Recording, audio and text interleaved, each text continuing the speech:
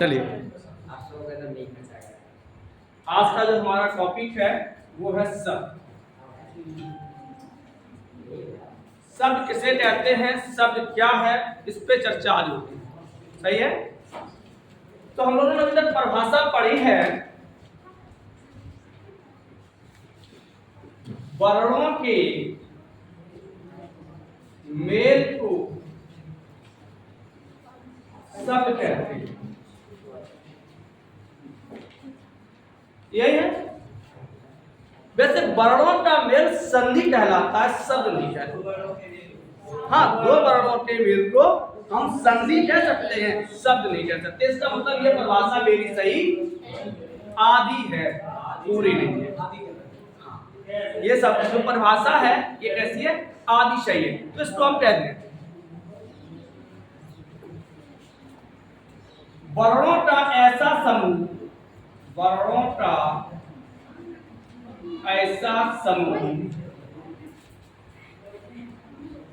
जो एक अर्थ रखता है, शब्द कहलाता है। बात लिखिए,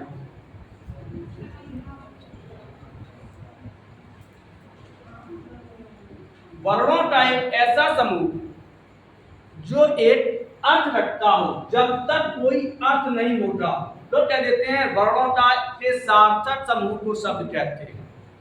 वर्णों के सार्थक समूह को क्या कहते हैं, शब्द कहते हैं। बस वही बात है कि वर्णों का एक ऐसा समूह जो एक अपना अर्थ या भाव रखता हो उसे हम शब्द कहते हैं। अब यदि परिभाषा आ जाए कि वर्णों के समूह को शब्द कहते हैं तो गलत है, क्योंकि जैसे हमने कहा कमल या कलम, अब हम इसको कह दें का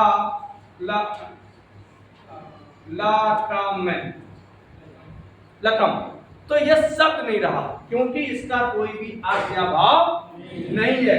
ऊपर वाले का अर्थ या भाव, ये वर्णों का समूह है और ये वर्णों का एक ऐसा समूह है जो एक अर्थ या भाव रखता है, उसे हम शब्द कहते हैं। एक कहावत है, बातें आए बातें जाएं, बातन केवल बैठी खाएं। जिसको शब्द विन्यास आता है, जिसको शब्द आते हैं, वो कहीं भी बैठे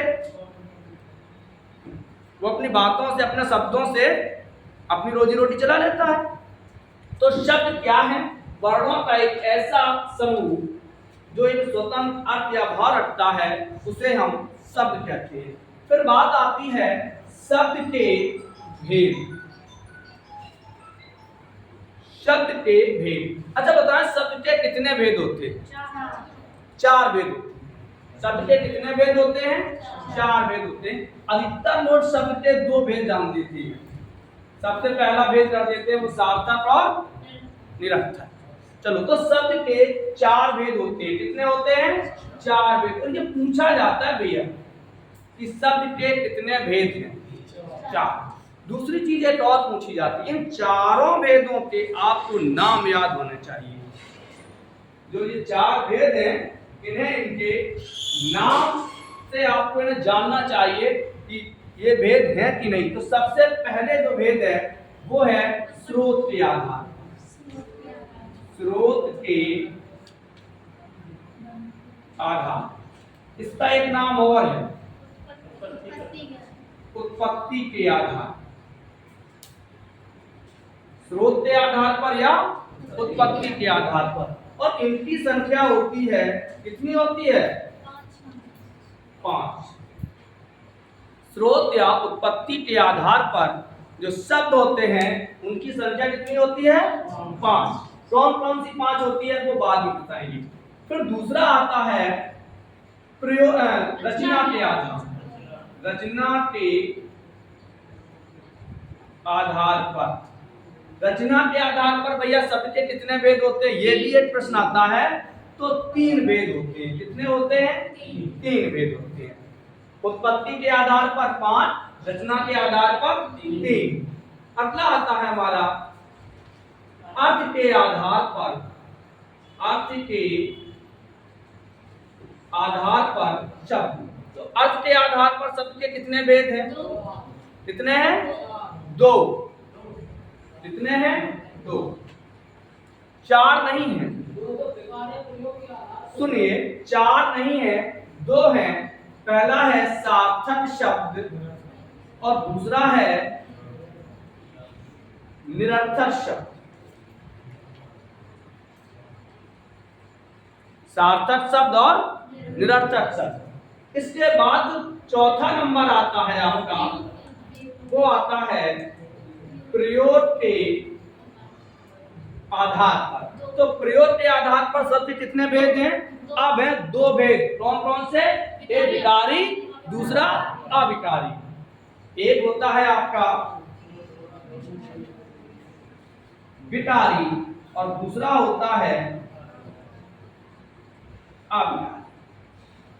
तो अब सबसे पहला प्रश्न कि शब्द के कितने भेद हैं? 4 भेद हैं। फिर आता है स्रोत या उत्पत्ति के आधार पर शब्द के कितने भेद होते हैं? 5 भेद होते हैं। फिर आता है रचना के आधार पर पूछा जा सकता है कि रचना के आधार पर कितने भेद हैं? 3। फिर आपको पूछा जा सकता है कि अर्थ के आधार पर शब्द के कितने भेद हैं? 2। कौन से? सार्थक और निरर्थक। फिर पूछा जा सकता है प्रयोग के आधार पर शब्द के कितने भेद हैं? तो 2। कौन कौन से? एक विकारी, दूसरा अविकारी। समझ में आया? और एक चीज ध्यान रखना, इनकी संख्या आपको याद होनी चाहिए। कभी कभी एक चीज और वो पूछ देते हैं कि शब्द का भेद नहीं है या शब्द का प्रकार नहीं है। स्रोत के आधार पर, रचना के आधार पे, अर्थ के आधार पे, भाव के आधार पे। तो कौन सा नहीं है? भाव के आधार पे। या वो 3 दे देते हैं और पूछ देते हैं कि इनमें से कौन सा शब्द का भेद है या शब्द का प्रकार है। क्लियर है? अब आगे की ओर चर्चा करते हैं। तो शब्द का तो पहला भेद है आपका रचना या स्रोत के आधार पर, इस पे चर्चा करती है। क्लियर है? सबसे पहले हम लोग करते हैं स्रोत के आधार पर शब्द के भेद। स्रोत के आधार। अच्छा, स्रोत का मतलब क्या होता है? एक देशज शब्द होता है जो हम लोग अधिकतर प्रयोग करते हैं, सोता। जब कुएं की बोरिंग करते हैं उन्हें सोता बोलते हैं, यानी पानी का स्रोत। तो इसी प्रकार शब्द आए कहां से? एक चीज और समझ लीजिए, हिंदी के लगभग हिंदी में 2 लाख शब्द हैं। कितने हैं? 2 लाख। जो 85% शब्द हैं वो हिंदी के और संस्कृत से आते हैं। 15% जो शब्द हैं वो अन्य भाषाओं के आते हैं। और ताज्जुब वाली बात है कि हम लोग 15% को बोलते हैं, 85 को भूल जाते हैं। तो आज हम लोग चर्चा करेंगे स्रोत के आधार पर शब्द के कितने भेद हैं भैया? 5। हाँ, एक चीज ध्यान रखिए, किताबों में 4 प्रकार के आते हैं। किताबों में जब आप पढ़ोगे तो वहां कितने दिए जाएंगे? 4 दिए जाएंगे। लेकिन अब वो 4 सही नहीं होते हैं। उसका रीजन कि हम लोगों का जो परीक्षा का स्तर है, आपने जब डिटेल पढ़ा, जब आप कोई फॉर्म डालते हो तो उसमें डिटेल आता है। जब सिलेबस डालते हो तो वहाँ लिखा जाता है कि आपके परीक्षा का आधार फलानी क्लास होगी। जैसे उनका हाई स्कूल हो सकता है, इंटरमीडिएट हो सकता है। तो जब हम इंटरमीडिएट में पढ़ते हैं तो वहाँ शब्द के 5 भेद हैं। कितने हैं? 5 भेद, और वही सही माने जाते हैं। तो शब्द के आधार पर, इन जो शब्द के भेद स्रोत के आधार पर, वो है आपके 5। ये किस दृष्टि से है? क्यों हमारे परीक्षा का जो आधार है वो हाई स्कूल और इंटरमीडिएट है, स्नातक स्तर नहीं है। तो अब तो स्नातक स्तर पे भी 5 आने लगे। तो स्रोत के आधार पर शब्द 5 होते हैं। पहला होता है तत्सम, दूसरा होता है तद्भव, तीसरा होता है देशज, चौथा होता है विदेशज, और 5वां होता है संकर्षण।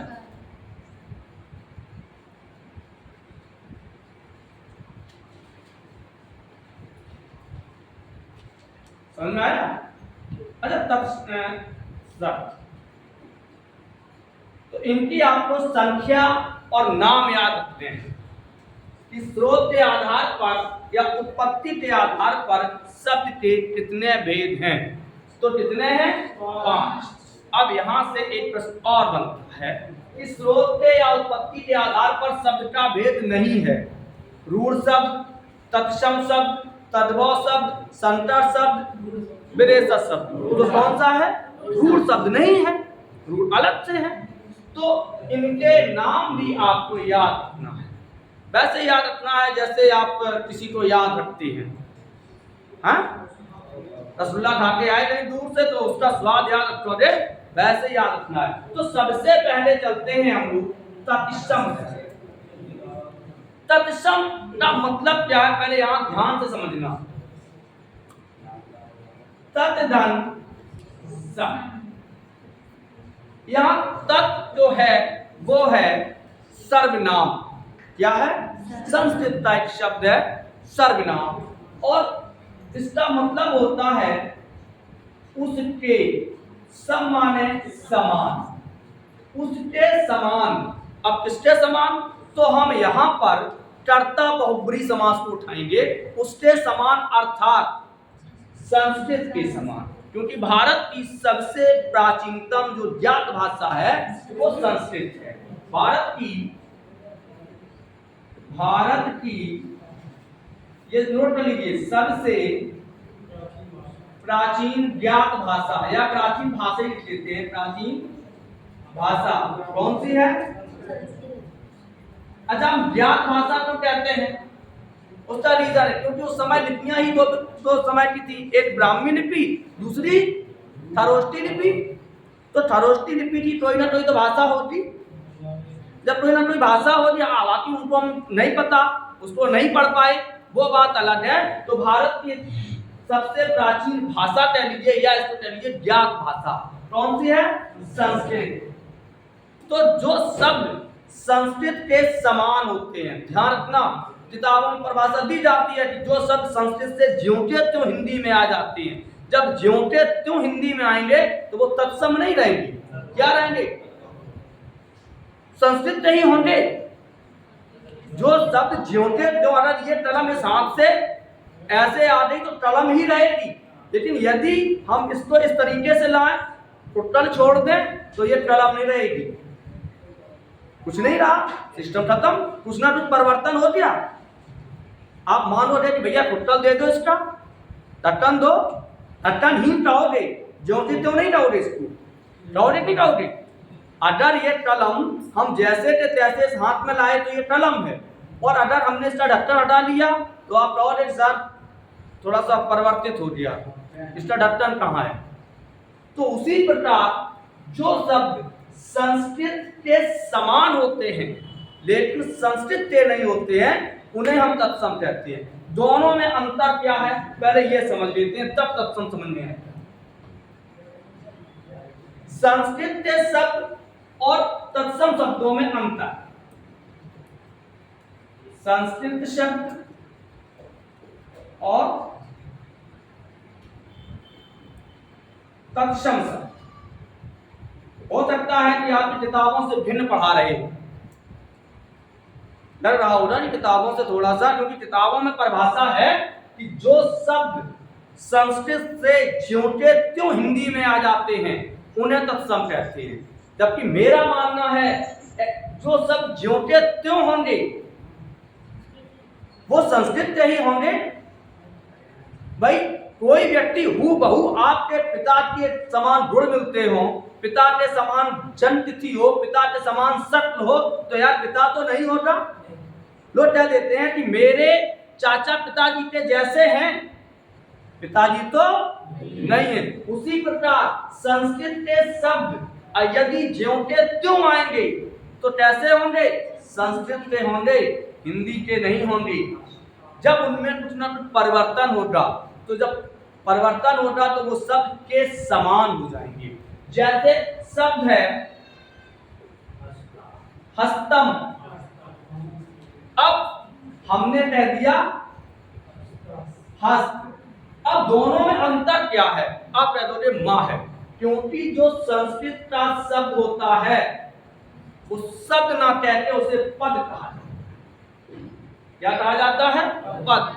और जो हिंदी का शब्द होता है वो शब्द ही रहता है। जब तक आप समास तक पढ़ने जाओगे तो हम कहेंगे सामासिक पद, तब तक पद नहीं कहेंगे। अब दोनों में अंतर क्या है? शब्द क्या है और पद क्या है? शब्द जो होता है वो विभक्ति रहित होता है। क्या होता है? विभक्ति रहित होता है। जैसे हमें लिखना है, यहाँ शब्द हमें दे रहे, संस्कृत का शब्द है बालकः। जब इसकी आप हिंदी बनाओगे तो शब्द हो जाएगा बालक ने। बालकः, इसका हिंदी रूपांतरण क्या हुआ? अब हमने हिंदी का शब्द लिया तत्सम, क्योंकि विसर्ग हटाते बालक। अब ये हो गया शब्द, क्योंकि हमें इसमें विभक्ति बाद में जोड़नी होती है। जब तक इसमें विभक्ति नहीं जोड़, अब ये बालक ने पूरा शब्द मिला दें तब ये पद बनता है हिंदी का, क्योंकि यहाँ करता है और ने है। लेकिन यहाँ देखिए केवल हमने क्या लिखा? बालकः, और हिंदी इसकी क्या बनी? बालक ने। समझ में आया? तो संस्कृत के जितने भी शब्द होते हैं वो शब्द ना होते उन्हें क्या कहा जाता है? पद कहा जाता है। शब्द और पद में अंतर क्या है कि एक में विभक्ति जुड़ी हुई होती है, उसे हम, जिसमें विभक्ति जुड़ी हुई होती है उसे हम कहते हैं पद। उसे क्या कहेंगे? पद। और पद हमेशा संस्कृत में होते हैं। जब वो शब्द कुछ परिवर्तित होकर हिंदी में आते हैं तो वो कहलाते हैं शब्द। और उन शब्दों को हम, इस शब्द को संस्कृत का नहीं कह सकती। मान के चलिए शब्द है बालक, बालकः और बालक, तो इसमें कौन हिंदी है कौन संस्कृत है? आप कहोगे साहब जिसपे विसर्ग है वो संस्कृत है, जिसपे विसर्ग नहीं वो हिंदी है। तो क्या ये सब जोड़ा क्यों है कि ये समान है? समान है तो जो शब्द परिभाषा आप लिख सकते हो कि वे शब्द जो संस्कृत के समान होते हैं लेकिन संस्कृत के नहीं होते हैं उन्हें तत्सम कहते हैं। ऐसे शब्द जो संस्कृत के समान हो लेकिन संस्कृत के ना हो उन्हें हम तत्सम कहते हैं। छोटी सी परिभाषा है कि वे शब्द जो संस्कृत के समान होते हैं, संस्कृत के जैसे होते हैं, उन्हें हम तत्सम कहते हैं। तत् माने उसके, सम माने समान, उसके समान, अर्थात किसके समान? भारत की सबसे प्राचीनतम भाषा जो है वो कौन है? संस्कृत। तो जो शब्द संस्कृत के समान होते हैं। अब ये परिभाषा बताओ कि जो शब्द संस्कृत से ज्यों के त्यों हिंदी में आते। अगर यहाँ बालक है, बालकः लिखा, हम बालका ही कर दें तो तत्सम कहाँ होगा? तो संस्कृत ही हो गया। तो बात समझ में आ गई? यदि कोई पूछ दे कि शब्द और पद में क्या अंतर है, और जब आप ये कहोगे तो लोग पूछ सकते हैं कि भाई संस्कृत के शब्द में, तो उनसे कहिए कि संस्कृत का शब्द ना होके क्या होता है? पद होता है। और हिंदी में जब विभक्ति अलग से लगाई जाती है तो हो जाता है शब्द। जैसे हमने लिख दिया बने या बनम, बने या बनम, तो यहां जब हम लिखेंगे बन तो ये संस्कृत का है हस्तम। संस्कृत क्या बनेगी? हस्त। मुठम, संस्कृत हिंदी क्या बनेगी? मुठ। ऐसा तो नहीं है कि मुठम को हम तत्सम कह दें। तत्सम किसको कहेंगे? मुठ को। क्लियर है? पदम, पदम माने होता है पैर, तो हम पद को पद संस्कृत तत्सम कहेंगे, पदम को संस्कृत नहीं कहेंगे। समझ में आया? चलो आगे बढ़ते हैं। तो जो शब्द संस्कृत के समान होते हैं उन्हें हम तत्सम कहते हैं। समझ में आया? फिर ये बाद में हम आपको कुछ संस्कृत के शब्द तत्सम शब्द लिखवा देंगे, जैसे हस्त है, पद है। अब आता है तद्भव। आइए, हुजूर आते आते बड़ी देर कर दी, बड़ी देर से दर पे आंच लगी थी। चलिए तद्भव।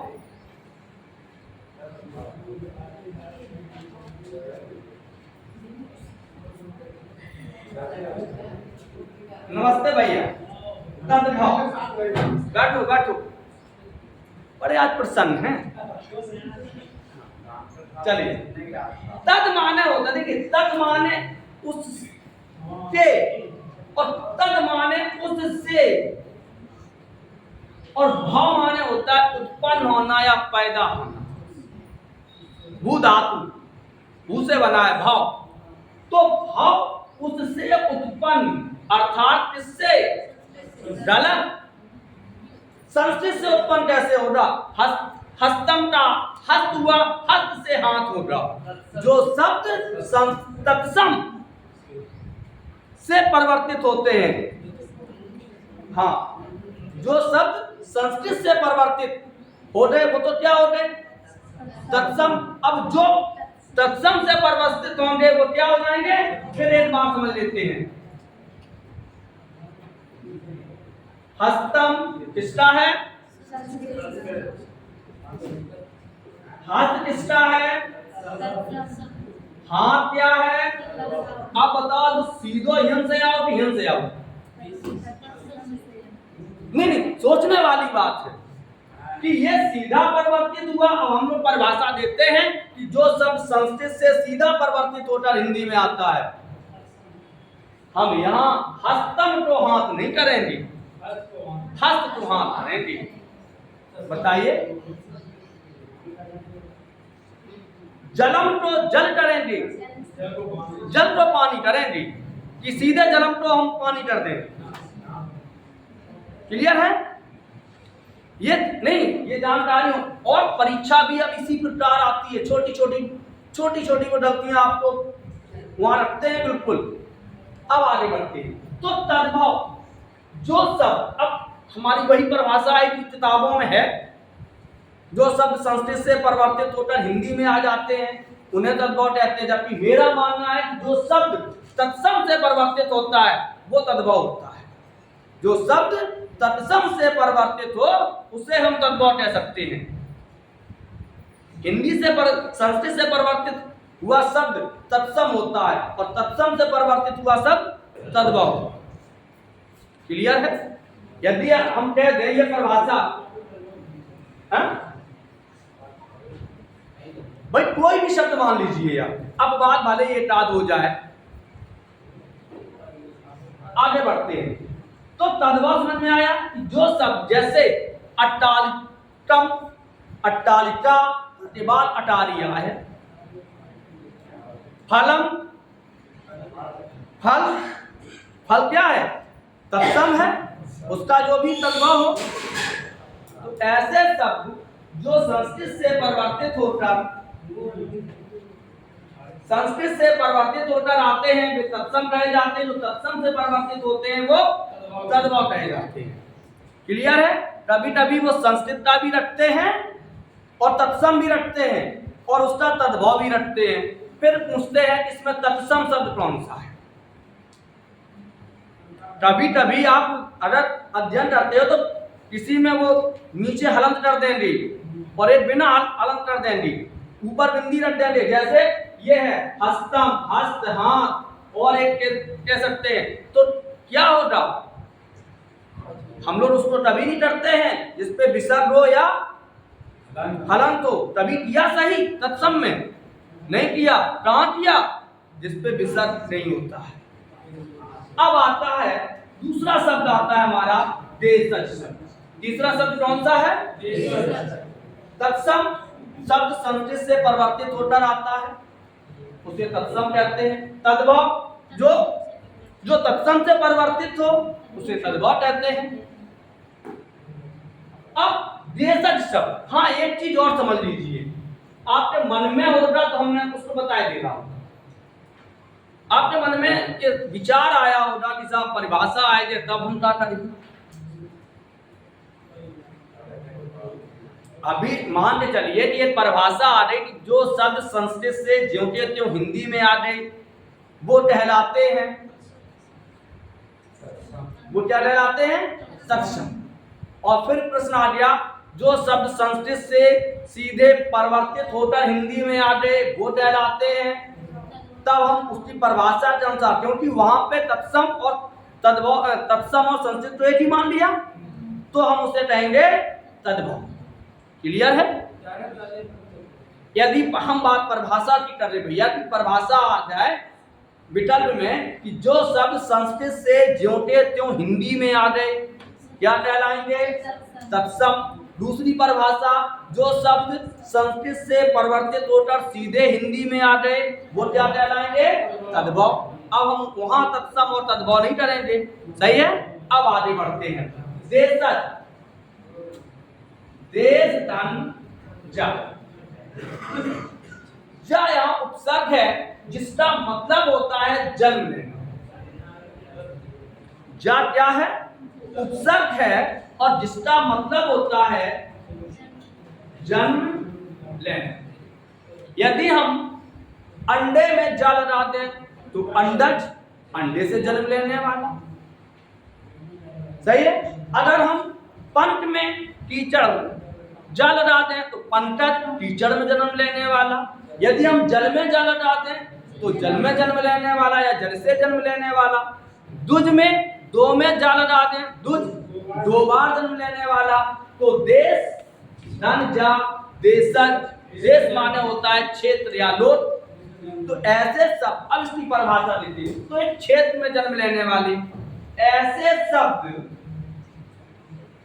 जिनका व्याकरणिक लेखा जोखा नहीं होता है, अथवा ऐसे शब्द जिनकी उत्पत्ति का पता नहीं चलता ये कहां से आए। कहने का तात्पर्य बिल्कुल सरल भाषा में कि वे सभी शब्द जो डिक्शनरी में या हिंदी शब्दकोश में जिन्हें स्थान नहीं मिला वो देशज कहलाते हैं। ऐसे शब्द जिन्हें हिंदी शब्दकोश में स्थान नहीं मिला। हालांकि अब कुछ शब्द देशज हिंदी में आ गए हैं शब्दकोश में, जो नए शब्दकोश छप रहे, इनकी उत्पत्ति का पता नहीं चलता। अच्छा एक चीज बताओ, शब्द है उरे, है? अगर जाकर बिंदी डालती हो तो उत्तर रेलवे हुई है, लेकिन जामे और जामे अंतर है। हमने लिखो उरे, अपने टर्मिनोलॉजी का शब्द है, कहां से चलो कहां आओ कोई बता सकता है? लेकिन अगर जाकर ऊ और रा पे तो आप जाता हो साहब उत्तर रेलवे को शॉर्ट फॉर्म है। लेकिन पूरे अगर हम जाकर रा में दे रे, आप बता दोगे कि साहब संबोधन में आता है हे वो रे आता है। लेकिन यदि पूरे एक शब्द आता है खेत, आप बता दोगे कि भाई क्षेत्र तत्सम है और खेत तद्भव है। लेकिन हम जा कहते हैं भैया पापा गए हार है, खेत पे ना जाके कहां गए? हार है। अब बताओ जो कहां से आओ?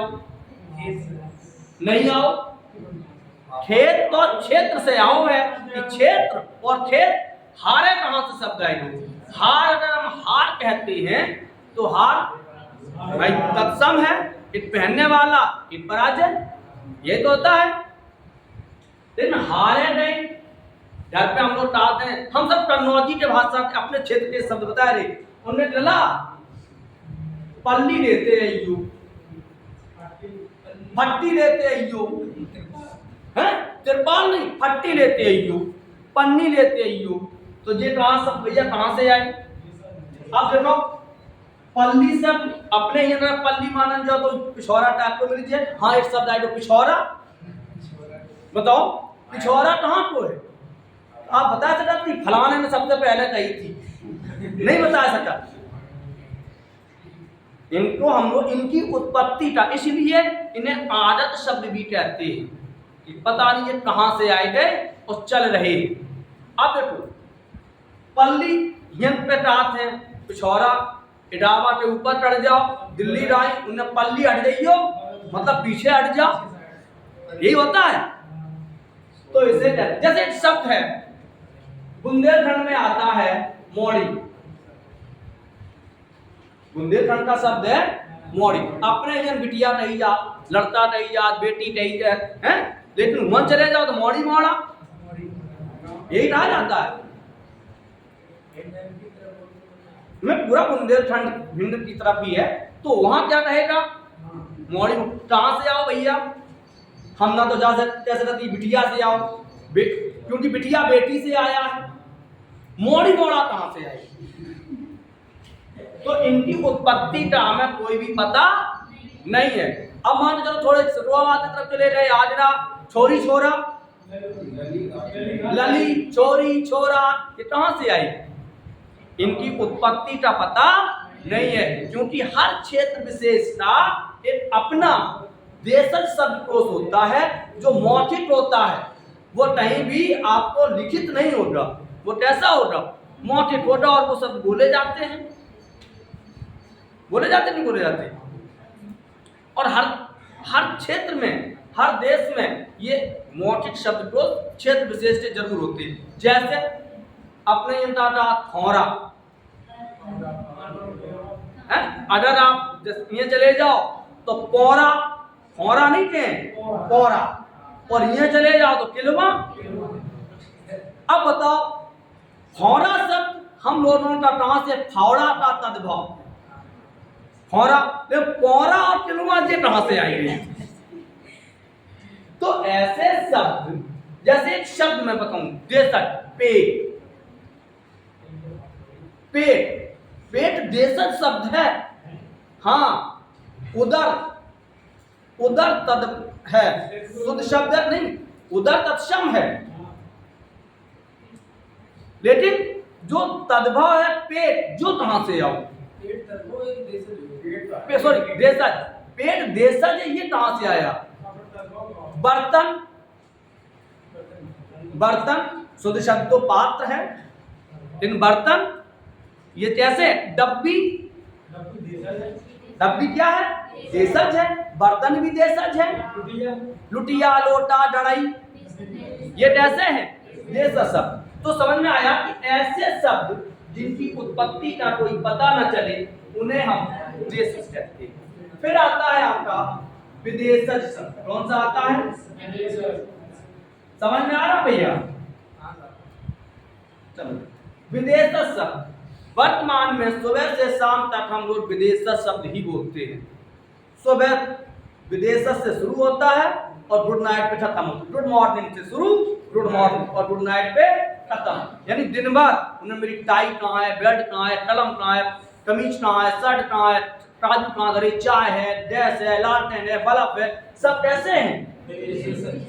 यहाँ तक कि हमारे पहनने वाले सलवार, कुर्ता, और pant, shirt, tie, belt, shirt, ये क्या है? सब विदेशज है। आज भैया कौन सी तारीख है? विदेशज। पुलिस आई रही, विदेशज। स्कूल जा रहे, विदेशज। तो सुबह से शाम तक लगभग हम विदेशज ही बोलते हैं, देशज नहीं बोलते। और जिनमें, अब इनमें विदेशज कौन कौन से होते हैं? हमारे अरबी हो सकते हैं, फारसी होते हैं, तुर्की होते हैं, अंग्रेजी होते हैं, पुर्तगाली होते हैं, पश्तो होते हैं, जापानी होते हैं, चीनी होते हैं। ये कैसे हैं? इन पे बाद में चर्चा होगी। फिर आता है संकर शब्द। संकर शब्द किसे कहते हैं? जैसे हलवाई, हलवाई कैसा शब्द है? विदेशज शब्द है। हलवाई, चीनी विदेशज। काजू, किशमिश, छुआरा कैसे हैं? विदेशज। नाशपाती विदेशज। दरोगा विदेशज। पुलिस विदेशज। तो ये सब कैसे हैं? अब आता है संकर। संकर, और इस संकर का मतलब होता है शिव, और इस संकर का मतलब होता है मिश्रित, जिसे हम हाइब्रिड कहते हैं। तो भिन्न भाषाओं से मिलकर बना शब्द संकर कहलाता है। अब आप ये नहीं कहोगे कि विदेश, दो भिन्न भाषाओं से मिलकर बना शब्द। जैसे एक शब्द आता है, एक तो हो गया पद यात्रा। क्या हो गया? अब जो पद यात्रा है एक ही शब्द से बना, इसलिए हम इसे संकर नहीं कहेंगे, इसे हम यौगिक कह सकते हैं। क्या कह सकते हैं? यौगिक। लेकिन अगर हम लिखें पैदल यात्रा, तो पैदल है तद्भव और यात्रा है तत्सम। दो भिन्न भाषाएं हो गई, हो नहीं? रसोई घर कैसी है? टिकट घर अलग है। छायादार, हवा दार दो दो शब्दों से मिलके, जो दो भिन्न शब्दों से मिलके बने होते हैं। और अब तो ना कोई छायादार कहता है, ना कुछ, उन्हें की किचन, फिर उन्हें की गार्डन। तो दो ऐसे शब्द जो दो भिन्न भिन्न भाषाओं से मिलके बनते हैं, उन्हें हम संकर शब्द कहते हैं। आज हम लोगों ने पढ़ा स्रोत के आधार पर शब्द के भेद। स्रोत के आधार पर शब्द के कितने भेद होते हैं? 5। कौन कौन से? तत्सम, तद्भव, देशज, विदेशज और संकर। क्लियर है? शब्द के कितने भेद होते हैं? 4। कौन कौन से? उत्पत्ति के आधार पे, रचना के, अर्थ के और प्रयोग के। स्रोत के आधार पर या उत्पत्ति के आधार पर शब्द के कितने भेद हैं? रचना के आधार पर कितने हैं? अर्थ के आधार पर कितने हैं? और प्रयोग के आधार पर कितने हैं? 2। शब्द किसे कहते हैं? वर्णों का सार्थक समूह जो अपना स्वतंत्र अर्थ या भाव रखता हो, उसे हम शब्द कहते हैं। कल हम लोग शब्द पढ़ेंगे प्रयोग के आधार पढ़ना पढ़ के, रचना के आधार पर पढ़ेंगे रचना के आधार पर शब्द के कितने भेद होते हैं। सही है? तब तक के लिए राधे राधे।